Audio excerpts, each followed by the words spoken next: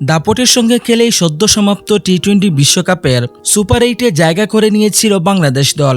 তবে সেখানে পুরোপুরি ব্যর্থ ছিল টাইগাররা।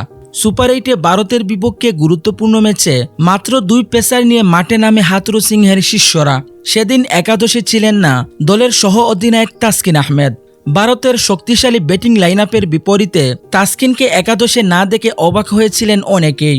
অবশ্য এর পেছনে ছিল চাঞ্চল্যকর এক ঘটনা। গত 22 জুন অ্যান্টিগার স্যার ভিভিয়ান রিচার্ড স্টেডিয়ামে অনুষ্ঠিত ওই ম্যাচের আগে ঘুমের কারণে টিম বাস মিস করেন তাসকিন, যার ফলে তাকে একাদশে দেখা যায়নি বলে গুঞ্জন রয়েছে। নাম প্রকাশে অনিচ্ছুক বিসিবির একজন কর্মকর্তা ক্রিকেট বিষয়ক ওয়েবসাইট ক্রিকবাসকে এই খবরটি নিশ্চিত করেছেন।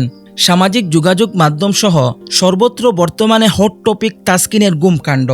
এবার তাসকিন ইস্যুতে কথা বলেছেন দেশসেরা অলরাউন্ডার সাকিব আল হাসান। তিনি বলেন, দলের বাস একটা নির্ধারিত সময়ে ছাড়ে, সাধারণত বাস কারোর জন্য অপেক্ষা করে না।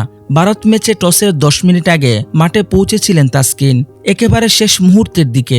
স্বাভাবিকভাবে ওই সময়টা কঠিন ছিল টিম ম্যানেজমেন্টের জন্য তাকে নেয়া। পরবর্তীতে তাসকিন দুঃখ প্রকাশ করেছে, দলের সবাইও এটা স্বাভাবিকভাবেই নিয়েছে।